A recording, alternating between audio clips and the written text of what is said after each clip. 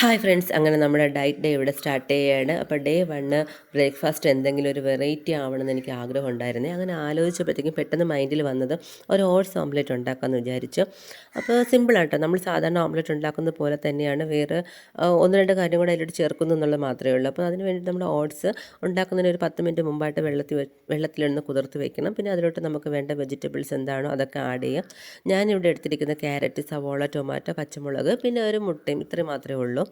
ഇതെല്ലാം നന്നായിട്ടൊന്ന് ബീറ്റ് ചെയ്തതിന് ശേഷം നമ്മുടെ പാനിൽ സാധാരണ ഓംലെറ്റ് ഉണ്ടാക്കുന്ന പോലെ തന്നെ പാനിലിട്ട് നന്നായിട്ടൊന്ന് സ്പ്രെഡ് ചെയ്യണം കേട്ടോ. അല്ലെങ്കിൽ എല്ലായിടവും വെന്ത് വരാൻ കുറച്ച് ലേറ്റാവും. പിന്നെ ഇത് നന്നായിട്ട് അടച്ചു വെച്ചിട്ടാണ് കേട്ടോ വേവിച്ചത്. അല്ലെങ്കിൽ വെന്ത് വരാൻ ഭയങ്കര പാടാണ്.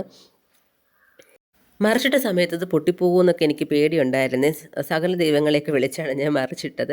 പിന്നെ അധികം അങ്ങനെ പൊട്ടിയിട്ടൊന്നും ഇല്ലായിരുന്നു. പിന്നെ എന്താണ്, ഞാൻ രണ്ടാമത് അങ്ങോട്ടും ഇങ്ങോട്ടൊക്കെ കുറേ പ്രാവശ്യം മറിച്ചിടുന്നുണ്ടായിരുന്നു. ആ സമയത്തൊക്കെ അതിൻ്റെ ഷേപ്പൊക്കെ മാറി വേറൊരു ഷേപ്പിലൊക്കെ കിട്ടി. എന്തായാലും കുഴപ്പമില്ല, വെജിറ്റബിൾസൊക്കെ നന്നായിട്ട് വെന്തിട്ടുണ്ടായിരുന്നു. നല്ലതായിരുന്നു കേട്ടോ. പിന്നെ ഉച്ചയ്ക്ക് ഞാൻ ഓട്സിൻ്റെ തന്നെ ഒരു പുട്ടാണ് എടുക്കുന്നത്, ഹാഫ് പുട്ടും.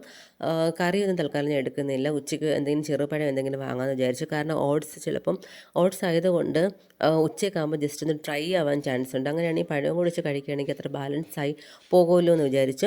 പിന്നെ ഞാൻ ഡിന്നറിന് വേണ്ടിയിട്ട് 2 ചപ്പാത്തിയാണ് കേട്ടോ എടുത്തത്. ചപ്പാത്തിയും നമ്മുടെ ഉള്ളിക്കറിയാണ് എടുത്തത്.